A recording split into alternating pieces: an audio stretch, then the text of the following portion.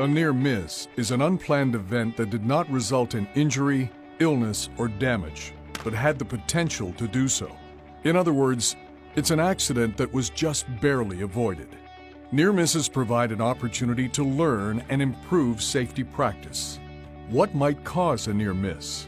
You may find that unsafe conditions have been present for some time, or there is no standardized procedure in place for a specific task, or perhaps procedures exist but have not been updated to keep up with new processes. Or it may be that there is a lack of sufficient training for the task, or tools that are either improper or unsafe for the job are given to an employee, or there are employees who cut corners, not following the steps that need to be performed in order, or there is a lack of safety awareness.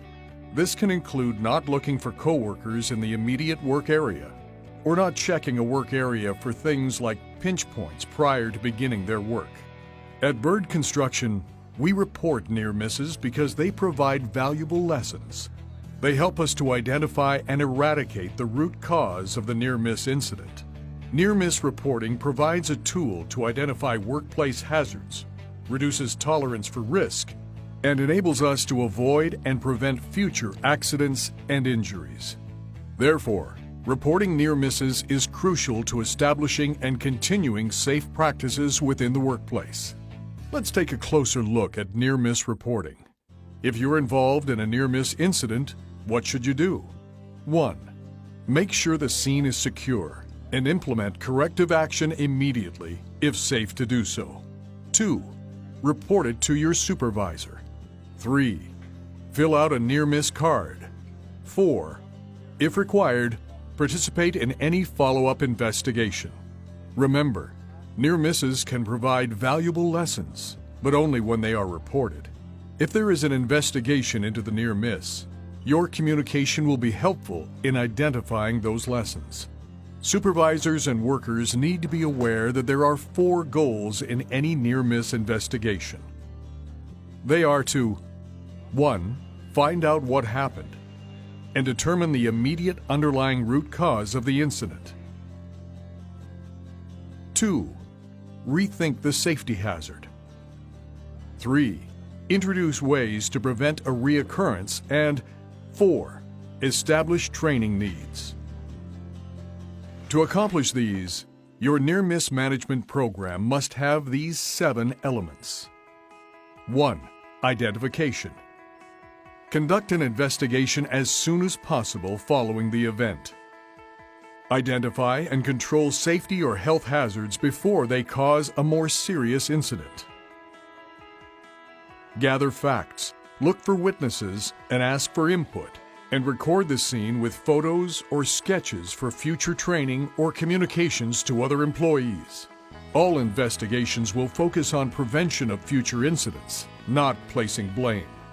Remember, when in doubt, consider the incident as a near miss. 2. Disclosure. Employees will not be punished for reporting a near miss incident.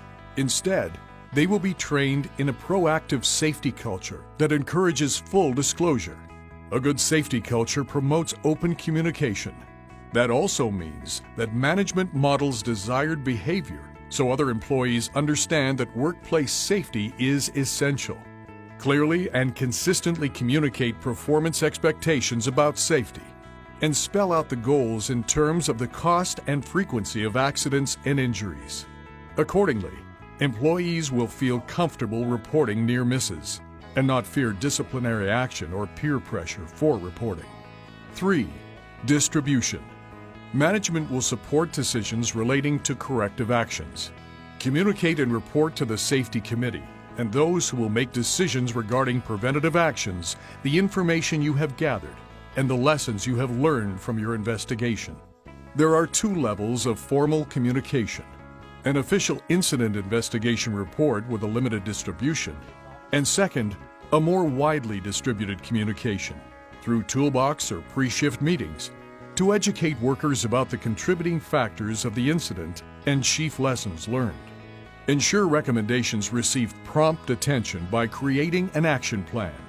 Follow up quickly to verify that the action is completed and that it fully addressed the original intent of the recommendation. Rapid distribution of near-miss information is of foremost importance. Quick distribution helps ensure fast resolution. 4. Root cause analysis. When identifying root causes for near-miss investigations, remember that root causes usually fall into 7 categories. Materials, in which the materials are defective, incorrectly suited for the job, or insufficient in quantity. Manpower, in which employees lack capability, knowledge, skill, are improperly motivated, or feel high levels of stress. Machine or equipment, which includes incorrect tool selection for the job, poor maintenance, poor placement, or defective equipment. Environment, where workplace orderliness, work layout, surface maintenance, and forces of nature increase the likelihood of a near miss. Management, which insufficient management involvement, inattention, lack of communication, or stress demands contribute to near-miss incidents. Methods, which includes poor procedures, a discrepancy between practice and written procedures. Management system, which includes a lack of training or education, poor employment involvement, poor hazard recognition, or insufficient hazard elimination. Assess both the direct and underlying root causes. If these are not informally communicated to a direct supervisor, an investigation team may be required to thoroughly analyze root causes and make resulting recommendations. 5.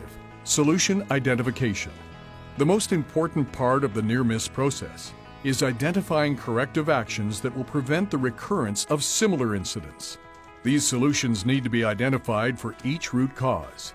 Effective solutions should be feasible, prevent reoccurrence with reasonable certainty, be within your control, and not introduce new problems.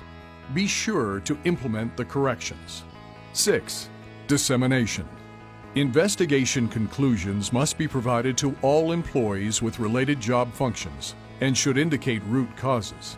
Corrective actions should be sent to all persons who can benefit from this information. In some cases, it may be appropriate to provide the information regarding a near miss to a wider audience. 7.